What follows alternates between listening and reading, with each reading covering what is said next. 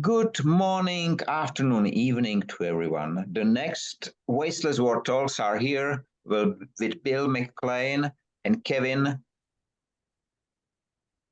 Mackenzie. Mackenzie. All the time I remember Mac, but not the rest. And I am not visitor of the fast food chain stores at all. So maybe I should do it. So sorry for that. You're surrounded by Macs. That's right. And having HP on my laps, I'm not sure if it will work, but it will. I know it. We have a next round of our discussion, and of course, it's quite interesting because the development is going very fast. Davos 2023 ended with a lot of disappointment, which we expected. And it doesn't help that Al Gore delivered his next firing speech, which unfortunately is not followed by the results. And I'm very sorry about it. So let me ask you one question. Do you think that the politicians should become the role models of those changes which they refer to? If they had some skin in the game, which means if they had something to lose other than face, politicians don't mind losing face, but they have good words. They meet 27 times and they have good words each time, and explanations for things and a bit of greenwashing, and nothing happens, and we will meet on the 28th time next year, and that will go on as long as the money keeps flowing flowing from the people who create the waste, such as the petroleum industry, and so on. In my humble opinion. What do you think, Kevin? I think Bill has hit the nail on the head when he mentions the money, because essentially what Davos is, it's a gathering of the richest people in the world. And then they get together and they try to tell us, listen, we're sorting things out. Don't tax us, don't do it yourself. We can sort it out. Just leave us alone.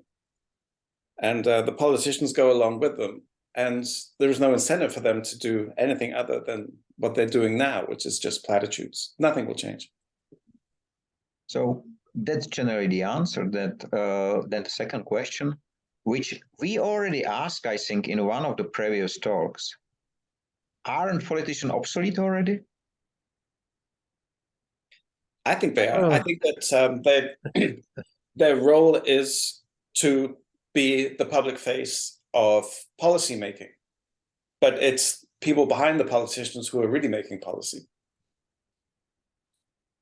And it's always been that way. The only time I can remember in history that it was not that way was in the first couple hundred years after Christ, when the Christian church was starting. They were living in exile in the tombs and underneath the cities, and they shared among themselves. There were women leaders and men leaders. It was not male dominated at that time, and Karl Marx took from them. It took 2,000-year-old saying from those according to their abilities and to those according to their needs, and so it's not always, but that would be a good role model. I was wondering when you started with the wars, as I do remember, and then you speak about 1,100 after Christ. So I was thinking, you are the time traveler as well. I think when you start looking at the future, Michael, you can very easily imagine the past, and so I do feel a bit of a time traveler to be able to live in 2030 or in 2040, and to be able to, I wrote an article one time called The Two Handshakes. Two Handshakes was, I was born in 1954. In 1963, my older brother and I went with my grandparents to one of the greatest battles ever fought in America during the Civil War. It was the Battle of Gettysburg, and this was the 100th anniversary of the Battle of Gettysburg.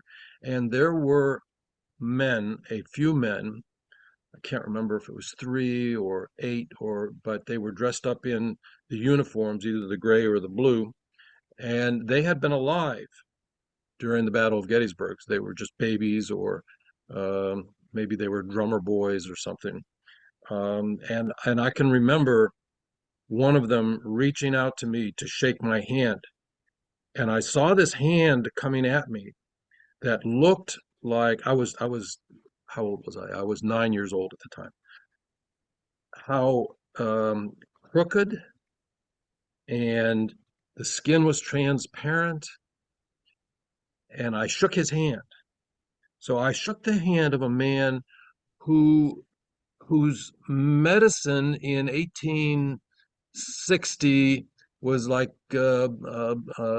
bleeding. They would bleed someone, or use leeches, or rub on the bark of trees, or something like that, and whose communication was writing a letter and giving it to somebody on a horse who would run to the other side of the country. In fact, and this is who I was shaking hands with. And I thought to myself, I recently thought to myself, my son and my grandsons will probably live to the year 2100. Good, high probability. They say that over half the people who are born today will live to be 100 years old. So I touched, in 2 handshakes, I touched this old man and I touched my grandson, and I really covered 250 years. So you can live in the past and in the future. I really believe that. You brought me to one idea with the mirror. Isn't future the look in the mirror, which reflects our past generally? And if we can understand the images which are behind us, so let's say the past is behind us, and we look in the mirror, so we can look at the both at the same time. And you just brought me to this idea. It's projected in my brain. It's quite interesting approach. What you see in the past, your challenge is to see it clearly, because what happened in the past is oftentimes what other people have written down and taught the children, and that may not be the truth. So that's one of the challenges. This, I can't remember the name. I think it's a Russian or Belarusian poet who says that every time a man dies, the world dies. And it just reminded me, in Germany, you can buy a gift for your grandparents, and it says, "Tell me, Oma, tell me, Opa." And then it's just a blank book. And the idea is that your grandparents will then write their life story into it. I think it's such a lovely idea to be able to preserve such an intimate past, which will be lost otherwise, and such a terrible waste. There is one more. If you look in the digital world, if you look on LinkedIn, we have met on LinkedIn, all of us. And if you look there, you will not find anything older than 2 years. There are no older analytics. There is nothing. So generally, and when I ask why, the answer was, we are, I don't know how many million people are on LinkedIn. It's too much data. We cannot store everything. So if we depend on data, we will lose our memories completely. Right. Because they have no space to store it. They store bullshit, which are every day billions and billions of photographs and data are being stored, but there is no place for the memories themselves. And both of you have I don't know how it's called, the English word, the book with photographs. We call it album. So album with all photographs when I was born and my mother, and we keep it. We let the photograph being taken, not printed, but made, whatever, and we put it in these books. And I can take it now. But today's generation, no, they will send you a link to Instagram or whatever. And What a waste, Michael. What a waste, because before cameras, or at least before everybody had, the camera on their cell phone, we would go someplace. I would go to Niagara Falls, and I would stand there with either my parents or my brother or somebody, and we would look and we say, "Oh, look at the mist. It looks like angels. Oh, look at this. It looks like," and we would engage each other, and we would make our memories here, not here. Now, I've got so many on here, and I have not experienced or uh, fully experienced like we used to. I experience things less because I'm in a rush to grab my camera, take a picture so I can keep it forever, right? That's a waste. One thing I think is really interesting about memory and grabbing memory in the old days, when cathedrals were being built, the builders would scratch their initials or their mark into the stone. And it wasn't that they were grabbing a memory, but they were putting a memory of themselves into something that they know would last longer than they would, which is, it's a wonderful idea to think, this thing could survive 400 or 500 years and it can carry me with it as a memory. That's generally the power of touch, which we are using in Industry 5.0, because every single thing which you make, it's not perfect, but it has the imprint of the touch. I have today the live audio, and we have it's called the power of touch generally, and we have a topic, nature. And let me ask you the first question or two questions which I asked there, the audience, and I am really looking forward to your answer. What the word nature means to you?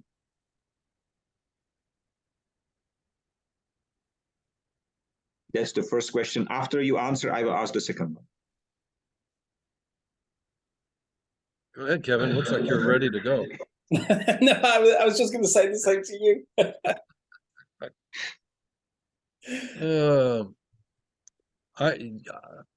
I remember my days as a Boy Scout on campouts, laying on the forest floor, looking at the canopy of trees. Every one of my senses was communicating. I couldn't have expressed it like this when I was 12 years old, but was communicating with this forest. My touch, as I dug my fingers into the dirt, certainly, sight and taste as I would, pick a berry or pick a leaf, and the smell, which is my favorite sense. Sense of smell is my favorite sense of a forest. Are you kidding? There is no better smell than that.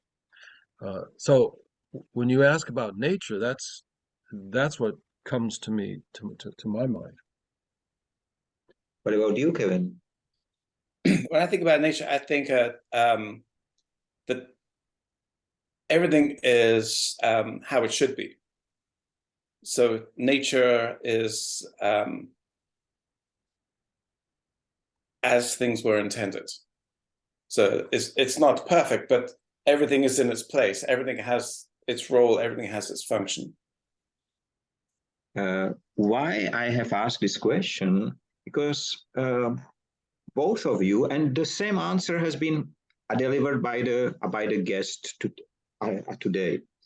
You see nature as something what is outside of you, I mean, so which is influencing you, but from the outside world. But in English, there exists the meaning, it's a nature of things as well. And generally, when we speak about nature, probably everyone first sees something which is outside, but don't see himself or herself in that. And And there was a great lady called Pat from Australia. She's a well-being coach. She's 70 at the moment, and she was really unbelievable. I will try to invite her to this meeting, but Australia is quite late at the moment already. So maybe she will join one of the next. And she said, Michael, that's interesting, because if I ask someone about something, they said, my second nature is whatever. And she asked them, and what is your first nature?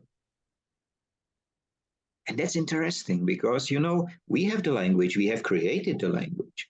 So why don't we see just one part? Is it a silo which we created because we see it? Nature is the tree, but not us.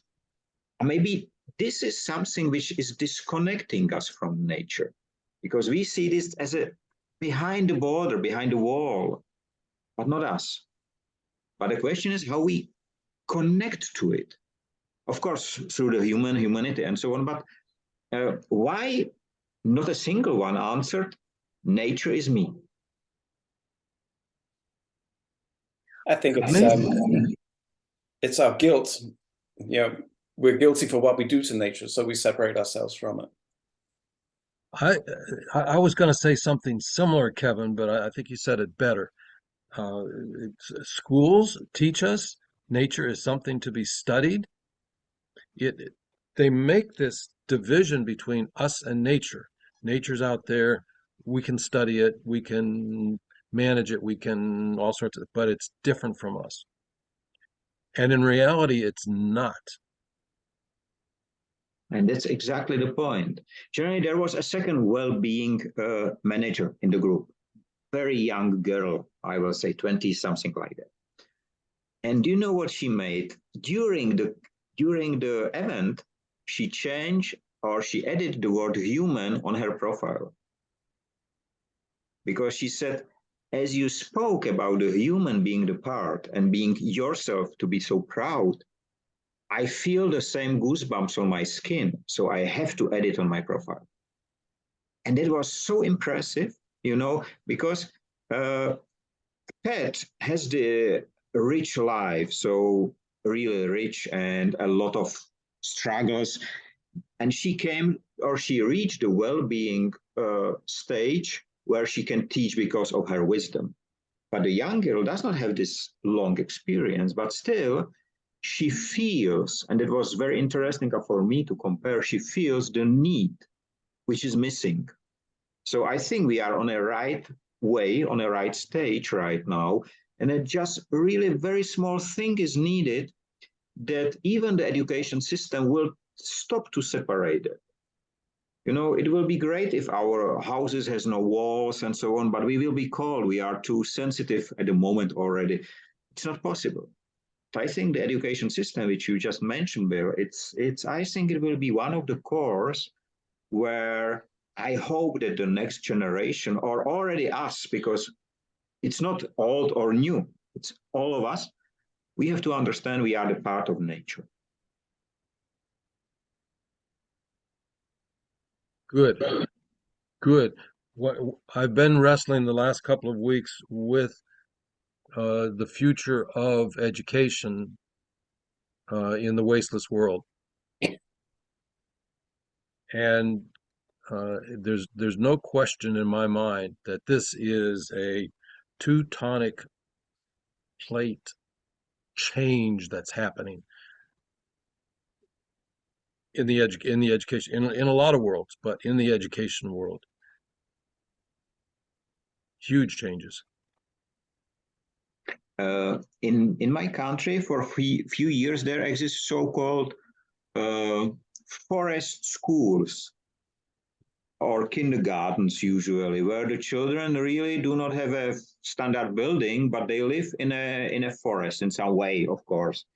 But it's so limited by the standards that they have to have a standard toilet and so on. A lot of things has to be kept to be permitted, such a school.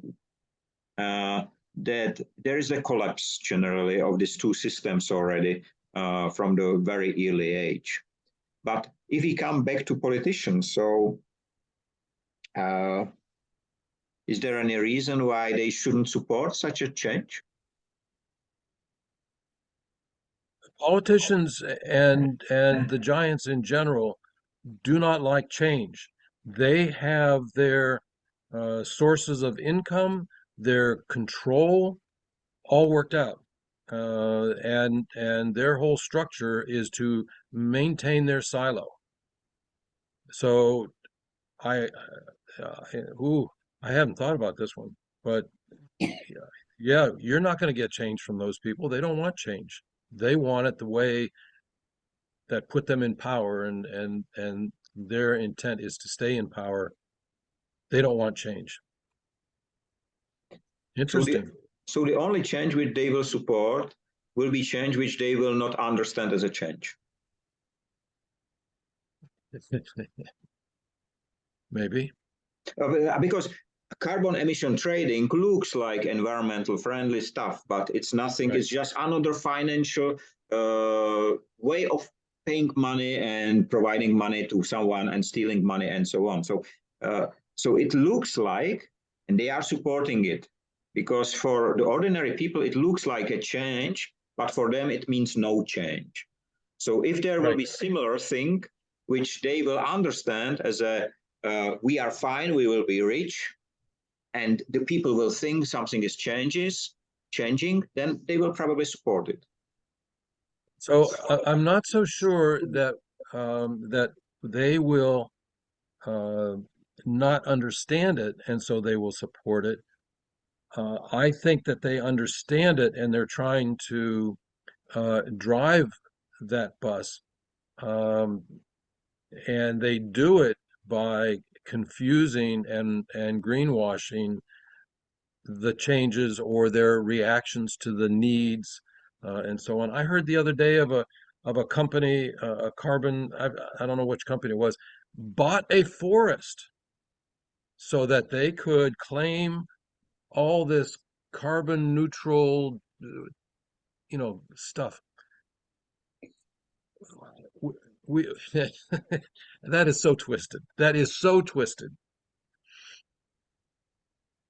Kevin, your turn.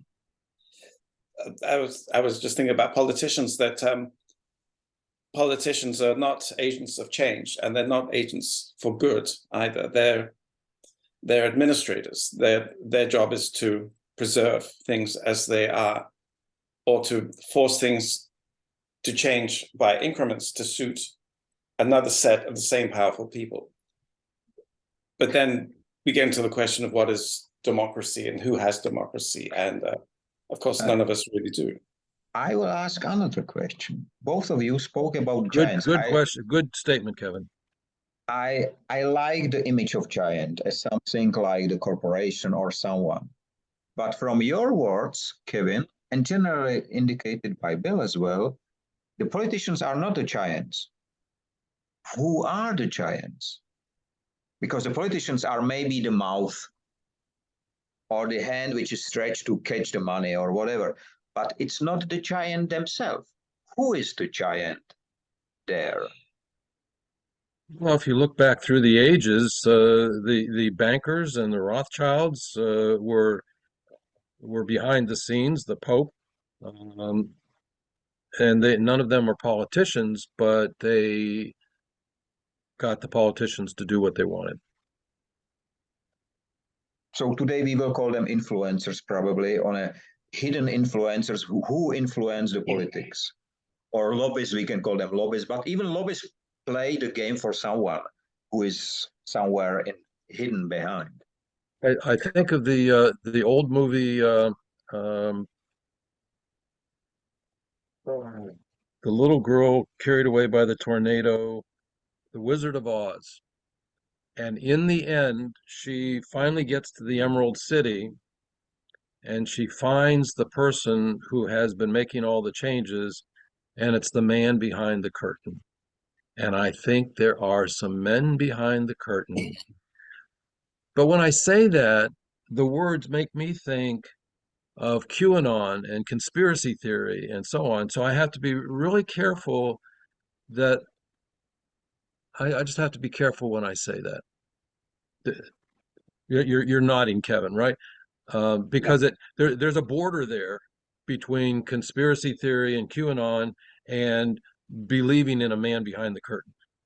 Exactly. I got two great statistics for you. One is that a survey was done in the US, and 1 person in 10 could potentially believe that the US government was controlled by lizard men. By what? By lizard men. Which Oh, I sounds read a comic book about them. Yeah. Yeah, it's so preposterous. But what it really shows is that Americans believe that the people who run the government, they don't know who they are. They are hidden.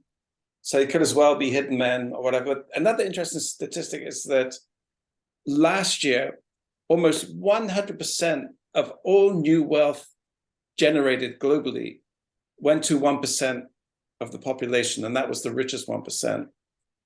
And I think that it's not hard to separate that 1% from being the people who control the world. Agreed. Good definition. I think that was mentioned during COP 2023, not by official sources, but generally someone says that they are meeting 7,000 people about representing this 2% of the, or 1% of the global population, that it should be about 7,000 people, individuals generally, who is matching to this equation. It's quite interesting because, you know, for example, in Industry 5.0, I never said that the rich will be less rich. I never mentioned anything like that. And it's not true generally, because if they stop wasting their own money, they will have more money. But it's generally, the message is transferred because, you know, there is a two-way communication. One way, the giants deliver through someone the message to the masses. And there is a translator in between. So someone behind says something, then it's translated and being dispatched in a way that the people will like it or hate it or whatever, what is needed generally. But then there came the voice from the people. And before reaching the giant or someone behind, let's call him giant, it's being translated as well in a very different way. So we don't need currently so much to eliminate the giants, which are already dead for me generally, but we need to change the translation module, which is in the middle. The translation module is modulating in a way how these people like to have it. And of course, they do it because of money, because of having more money. So for them, it's easy to say, instead of yes, they say no, and they will have the money because they will give the advice and it will work and so on. So it looks like it's not about the man in the background. It's not even about the size of the giant, because I think the giant don't like changes because the giant is a giant. He cannot move so fast. One step in 1 year, in the time we make 100,000 steps. But I think the translation module, who is the translation module? Is it no, I don't think it's the politician. I think it's influenced by lobbyists, of course, but again, this, you know, right now they are running a presidential election, second round already. There are two candidates, both has been communist in Communist Party, one even in a secret police. So we are 34 years after the Velvet Revolution. And there are two candidates for president, and both have been in Communist Party. Because it was almost impossible not to be in the party. One is soldier, one is a general. The second is a big businessman who still has a lot of money. And it's known he was on court, and it's a complicated story. And we have to choose one as a president, you know. And there are teams behind them. We have 10 more minutes, okay? And there are teams. Which are these communication modules? And they are transferring whether it's more heat needed or whether it's needed love or whatever. They are the team. So let's find the team. Let's define the team. I don't know if you've ever seen, there's a wonderful history video made on YouTube, and it looks at 12th century Europe or 13th century Europe after the Black Death. So yeah, 13th century Europe. The 7 most powerful family dynasties in Europe at that time are also the 7 most powerful family dynasties today. Nothing has changed. Nothing changes. No. That's interesting. I had not heard that. I know about the 7, or somebody speak about 13 generally, but most sources speak about 7 families which rule the world. They already, I was warned several times in my work that I shouldn't cross with these 7 families. I said, sorry, I don't know them. Maybe they know me. It's good. But what they will have, I have nothing. So what they can tell me, what they can take you if you have nothing. Nothing. It will not make them richer. So why they should eliminate me generally? But we are coming back. Okay, nature does not need such a translation. And that's again why we are so separated from nature, because we are trying to explain everything with the translation module in our brain that the fallen leaf is waste. It's not. It's for us it's waste, but not for nature. So it's quite interesting discussion today again. 7, we have 8 minutes. I think one thing is for certain is that there is no waste in nature. Everything has a purpose and a function. Yeah, so simple it is, because the very basic reason for that, nature does not speak, so nature does not know the word waste. It was developed by human for some reason. And the reason was that something was not, we have not been pleased by something, by the poo in the grass where I step in. Of course, we don't like it, it's waste. And somebody like it even less, then it's more waste and so on. So this is why nature does not waste. It's really a simple message. Is it because nature does not waste, which I agree with?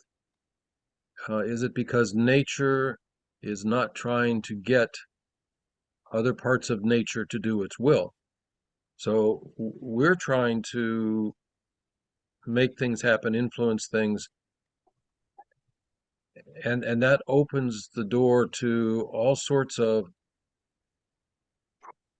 wasteful activities, like war or tribalism or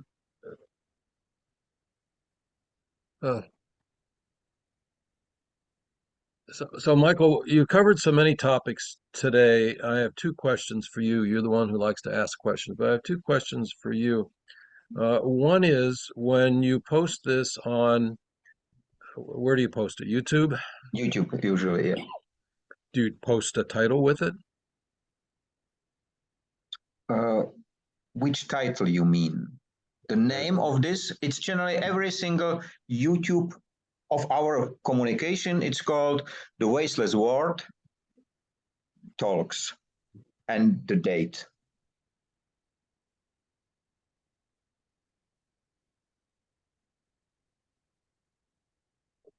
Your microphone.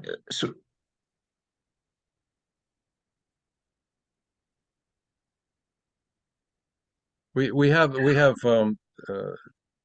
workers in the house today, and we asked them not to saw or hammer. I wasn't speaking their language, I think.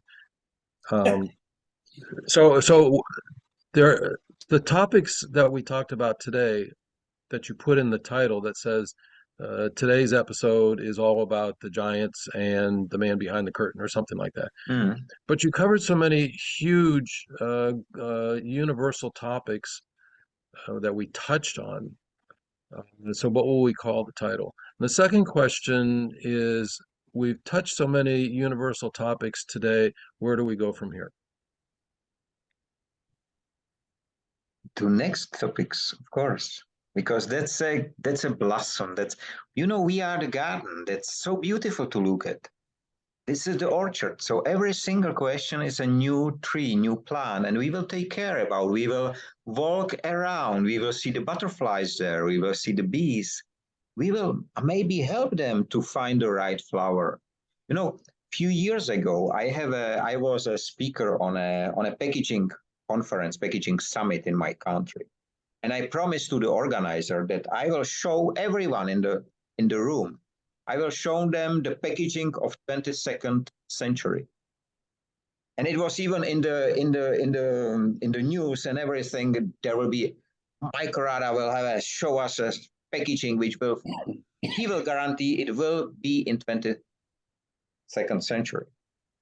And I have my speech, and at the end, there was a camera zoom on me, and I give a hand in my pocket, and I show this is the packaging of 22nd century. It's a walnut, and it will be there. I never said that we will be there, but this package will be there. And that's exactly what we are doing, Bill. We are opening the eyes with the statements which the people need to think about, you know, even if they take a minute to listen. This is why so many topics are there, because I don't know whether they will listen 1 minute, 2 minutes, whether they will reach in the middle. It doesn't matter. It's like if you read a book. I, for example, don't use bookmarks in books. I remember. I open a book and I know whether I read or not. I have this ability. And this is exactly our speeches, you know. The people will find themselves there. And we have only 2 more or 3 more minutes, so I will knock this nut for you today. I have an interesting similar package story. Danish eggs had a salmonella problem. And so the Danish state decided to solve this problem. And what they found out was Sweden, they never had salmonella problem. And Danish eggs were factory produced, they were washed, they had a date stamp put on them, and blah, blah, blah. And it turns out that they started to eradicate salmonella from Danish chickens, Danish eggs. And somebody found out that the perfect packaging for an egg is the egg that comes out of a chicken. If you wash it, you wash off the enzymes, which is the thing which protects the whole egg. And so the more you process something, the less safe it was. And so these days, our eggs come the way nature intended, and it works. Yeah. Great story. And that's exactly what we have to, this is why we have to go back to roots. And this is why, as I love really the story about the 2 handshakes, Bill, because that's, you know, that's the right one. And your story of the egg, Kevin, makes me want to go and take my 2 grandsons out of school and take them out to the forest and just let them play. Yeah. Yeah, and smell the forest. And yet I know that they need the socialization and they need to learn some things. And that's my dilemma, is how much do I let the system help them? Of course, I'm not they have parents. We have half a minute, so we will meet again on Google Meet after. And I would like to wish everyone have a nice time, free of waste and wasting in all its forms. Stay safe and free, and please be healthy, be happy, and be human. That's important. Bye-bye, everyone.